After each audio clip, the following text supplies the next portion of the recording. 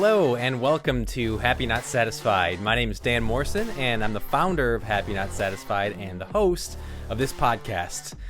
So we are on our 10th episode of the Happy Not Satisfied podcast, and it's been an absolute blast getting to talk to different people, bringing my wife Ellie on. But I wanted to try something a little bit different today where I just talk about some of the ideas related to Happy Not Satisfied, just little snippets and thoughts and almost mantras that I have that I think kind of tie into the concept. So the first one I'm going to kick it off with is this idea of I'll be happy once I. And it's come up a couple times in different episodes, and it's something that I think about all the time. Definitely something that I still struggle with, but certainly have had pretty major internal struggles with this idea throughout my life, and until I've got some of these mindset things in check, really kind of ran my life to a certain extent. And I'm going to talk about that a little bit, but just quickly talking about the actual phrase happy not satisfied. As I've said, it's kind of this idea of going to bed proud of what you did that day while simultaneously looking forward to what you get to do the next day and get to improve on the next day. It's leaning into the process and understanding that there's no quote unquote end. And I think it's a really powerful concept and idea. It's so simple, though, that it can be difficult to grasp in some ways, but I think it kind of means something different a little bit to everybody, and that's why I like it. But, I think, and I'll talk a little bit more about this in a little bit, but you hear not satisfied and you think, well, I want to be satisfied. Like, what are you talking about? Why is that a good thing? But I think the idea of not being satisfied is how you can stay in the moment and look forward to constantly improving. And that's where the happiness kind of comes from. And hopefully as we talk through sort of this episode and I'll be happy once as it relates to happy, not satisfied, that'll make a little bit more sense. But, I think it's an appropriate time to talk about I'll be happy once because we're around New Year. People are making their New Year's resolutions, and goal setting starts to become a big thing for people right now, especially, which is great. But I think that it can be a little bit unproductive if we don't frame it in a more sort of specific way. So I think sometimes we get into, well, I'm going to make a goal to lose 20 pounds. So I'll be happy once I lose 20 pounds, or I'll be happy once I stop eating cookies, or whatever it might be that you tie into a New Year's resolution. And I think that's a little bit dangerous because it's like, well, once we reach this goal or destination, then we'll be happy. And I think inherently what comes with that is this idea that we have to not allow ourselves to feel joy until we get to that thing. And I think that not allowing ourselves to feel joy is a dangerous game. And that's what I found myself in a lot throughout my childhood with playing the trumpet and then becoming a high school band director, but within the realm of very competitive activities. And so I think if you're thinking I'm going to be happy once this happens, like at the best, every few weeks or months, or even years, if it's a long-term goal, we might feel some joy at that moment, right? And I think that joy actually probably diminishes over time every time we get there. So if that's the best version, that's a little scary because, as the joy diminishes, it can actually start to fall below the baseline of what you were feeling initially. And so I think if we start to think about I'll be happy once and I want to talk about how it relates to me a little bit, just so I think it's when I give personal story, it's a little bit more relatable, but I grew up as, I guess what you would call a classically trained trumpet player. And my goal was to be a professional trumpet player and play in a symphony orchestra. And I think there's a lot of parallels to be drawn, maybe a little bit more relatable as like an athlete, like maybe someone like a swimmer or a golfer or maybe a tennis player, like somebody, it's a very individualized thing and a very specific thing that you have to work at really hard over and over again, and you still probably won't make it, but you're going to try. It's that kind of a thing. So, you have to be myopically focused on your next achievement, or at least that's what I thought, and that's what I felt. And so, maybe for an athlete, as they're coming up through high school, it's like, well, I have to make sure that I'm winning the state title, and then I have to make sure I'm going to the right school, and then I have to make sure I'm getting into this association, or whatever it might be. It was the same thing for me. It was like, I need to get first chair. I need to beat this person at this chair audition. I need to get the scholarship and get into this school and get into this summer festival, and then do this thing and be able to take lessons with this really prestigious person so that I could do this. And it's like, these are the goals I have to hit, and that's where I'm focusing. And along the way, I'll do the things I have to do, but I'm not going to really think about those days. I just want to think about when I get there, and then finally I can be happy. And that's how it felt. And I mean, I think playing trumpet definitely was the time where the I'll be happy once I mindset sort of like calcified in my brain and became a very significant part of me. And it drove me to places that made me very unhappy, because of what I was talking about, and sort of like not allowing myself to feel the joy. I mean, that was so significant for me. And then when I moved from, and I had this a couple of issues, pretty significant issues that happened, actually, like injury related things that ultimately made it so my trumpet career was kind of cut short. And instead of pursuing that fully after college, I ended up becoming a high school band director, which is like sort of an alternate path for a musician like that. My dad was a high school band director, sort of this niche family business that I found myself in. And a lot of amazing, rewarding things come from that. But the part of it that's really significant, especially I was teaching in Texas at this huge school where there's just a lot of competitive things happening. And you go to these massive competitions. I mean, you go to the Alamo Dome, and there's 20,000 people there, and there's 100 bands, and they all have 300 people in them. And it's super cutthroat. Like, Texas is kind of the be-all, end-all place for high school marching band in a lot of ways. And so this competition aspect was massive. And so then it was like, here's my I'll be happy once I mindset coming back. It's like, I'll be happy once the band advances to the final round. It's like a preliminary round and a final round. And once we get to the finals, okay, I'll be happy. But then we did that. And so it's like, okay, well, I'll be happy once we're in the top three. Then we did that. It's like, okay, well, now I'll be happy once we win. And we did that, which was, I mean, it was all great. Don't get me wrong. But then it was like, okay, well, I guess I'll be happy when we win again.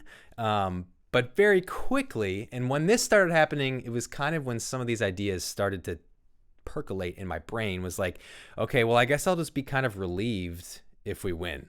And what started happening was, instead of getting these bursts of joy, it just was like kind of getting back to baseline, and then almost not even getting back to baseline.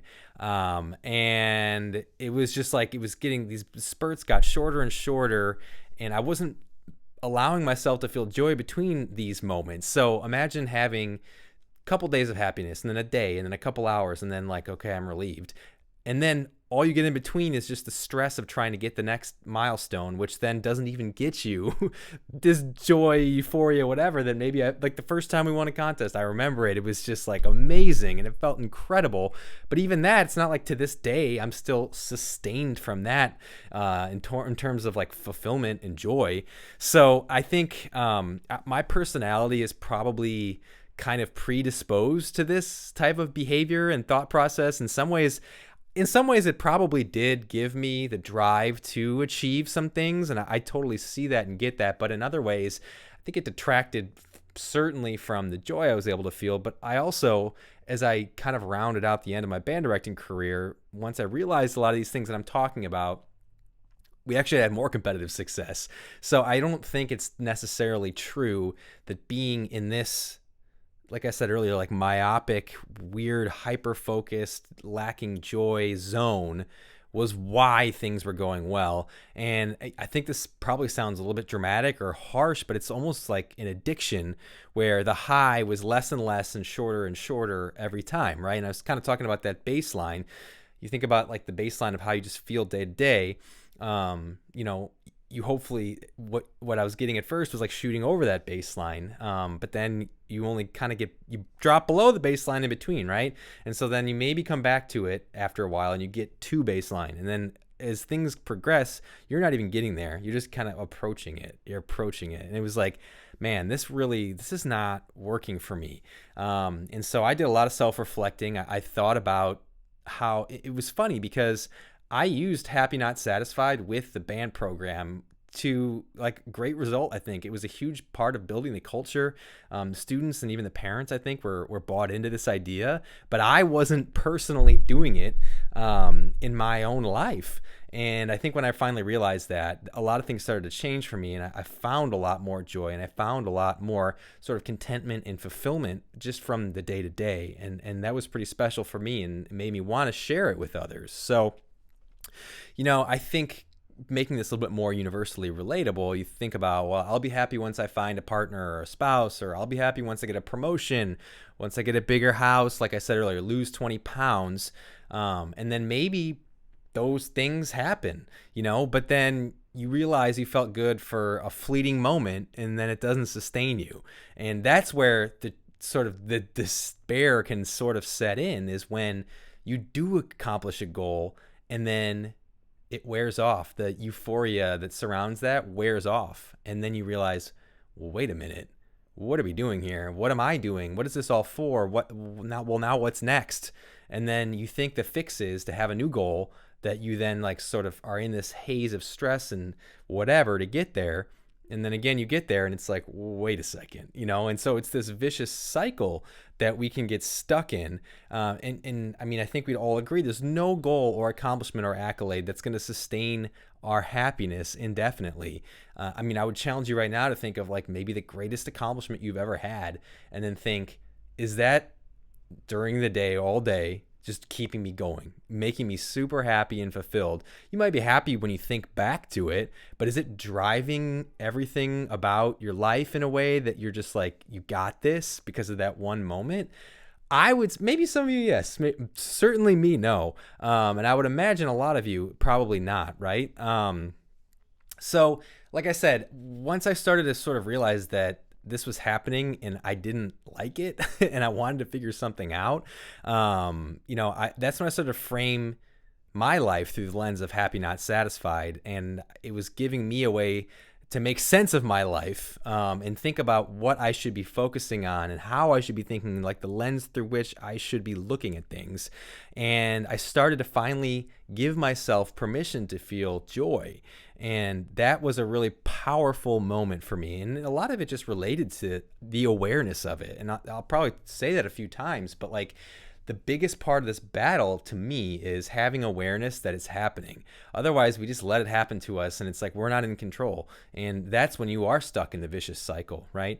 And so I think, like I said earlier, it's okay in my eyes, and it kind of depends on how you want to think about the word satisfied, I guess, but it's like it's okay to never be satisfied. I think it's actually, for me, it's a good thing, because then I can appreciate the process of improvement, and that never goes away. If I'm not satisfied, then I can always be getting better, and then that's where I extract the joy from. Is like, yes, okay, like we're refining this, we're improving on this, I'm finding something new to dig into and try and learn and feel something from, as opposed to I need to get to this destination so that I can finally be happy. I think when I think of the word satisfied, I think of satisfactory, and really that just means good enough, right? Like if I think back to, I don't know, like report cards when I was a young kid, I'm pretty sure that one of the things that you could get marked was satisfactory, but that was like the third best or something, It's satisfactory is just like we're getting by. We did enough. We did just enough. It's fine. And so that's why I think it's a good thing to not be satisfied. It's a good thing to not just be satisfactory. And that's why I love the idea of being happy, not satisfied, because it's permission to feel joy in the process, because the process is the joy.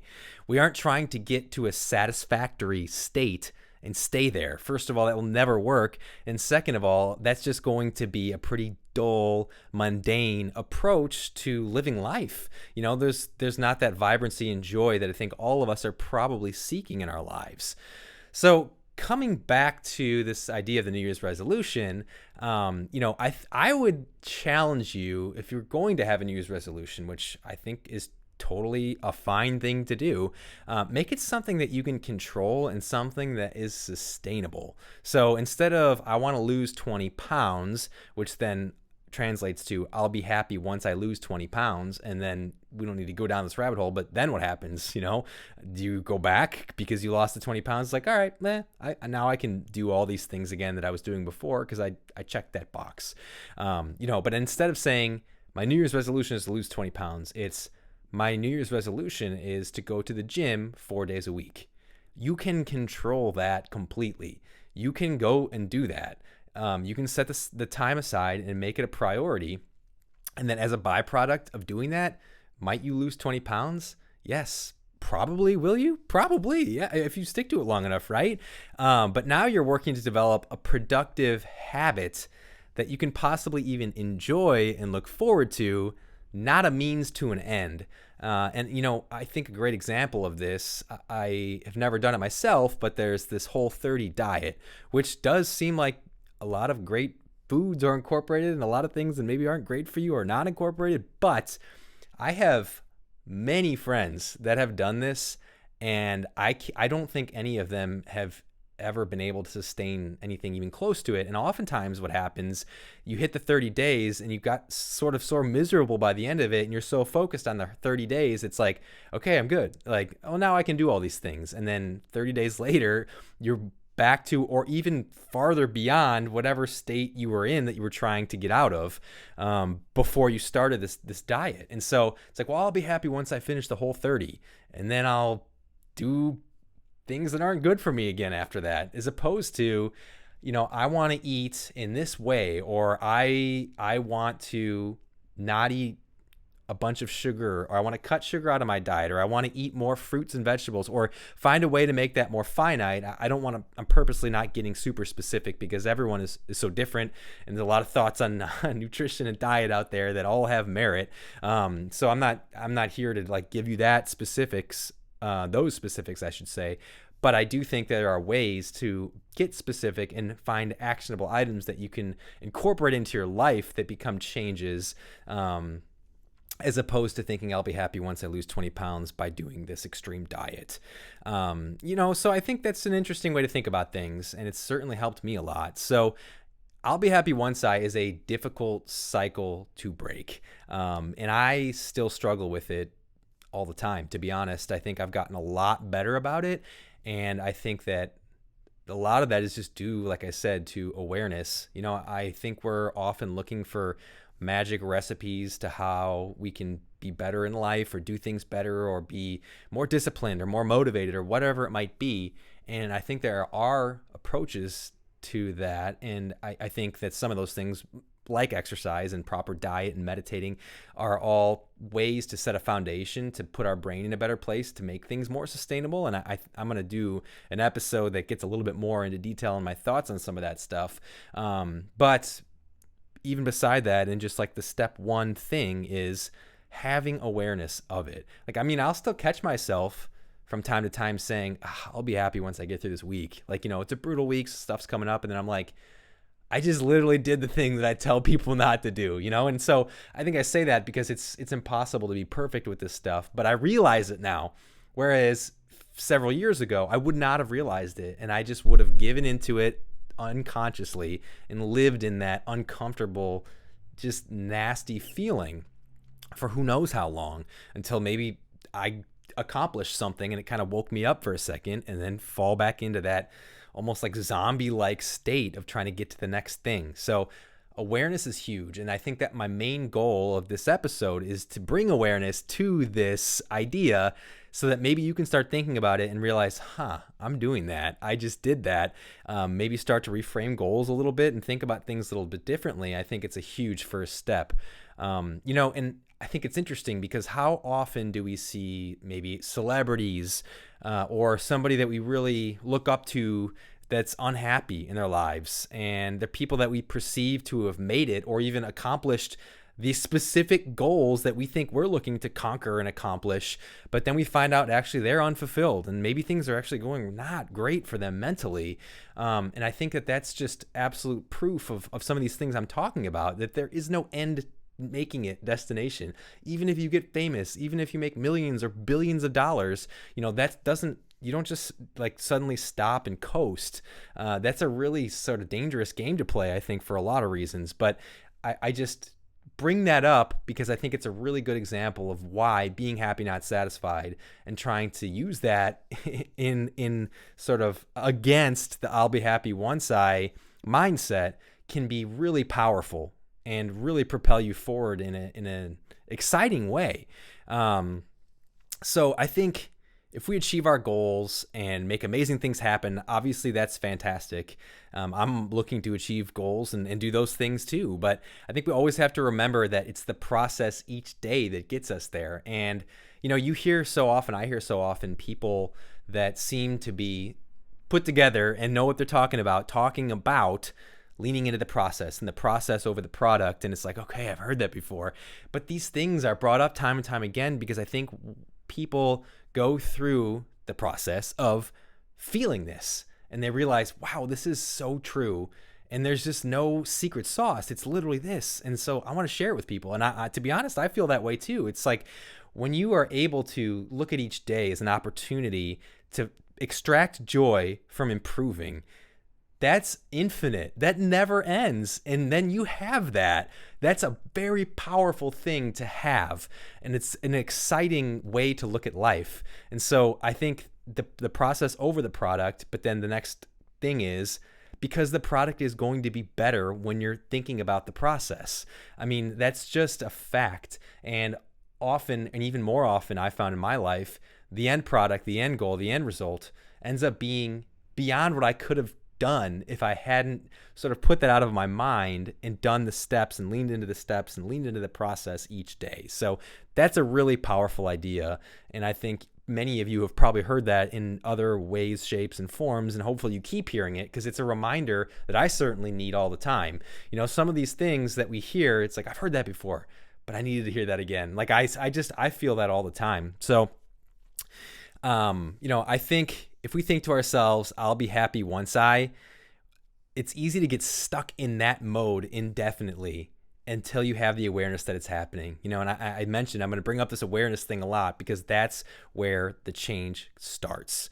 So I really challenge you to reframe your mindset and check in with yourself. I have conversations with myself constantly about a lot of things, but specifically about this, especially when I might be feeling, I don't know if I want to use the word distraught, but sometimes, not every day is a great, amazing day, and sometimes I do go down these mental rabbit holes and I just don't feel myself and I just don't feel right. And I'm like, why is this? And then I realize, oh, well, I'm thinking about this thing I have to get through, or, I'm in business school right now. I'm thinking about this exam, or, I have this marching band consulting company. It's like, I gotta think of this really creative thing and I'm stuck and I'll be happy once I get through that. And I'm like, you're doing it again. You're doing it again. And I realize that that's happening. And just that alone immediately kind of snaps me out of that mode. So have conversations with yourself, check in with yourself, and go to this place and ask, am I doing this?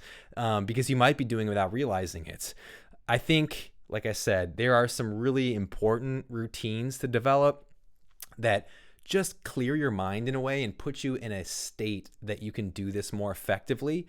And as I said, that's, to me, that's exercise, and that can look very different. That's eating well, and that can look very different. That's, I think, meditating, and again, that can look very different. And a lot of other things along the way too. I think reading is super important. Obviously, social connection is super important. Again, you hear these things from a lot of sources probably, but it's because these are the building blocks to mental clarity.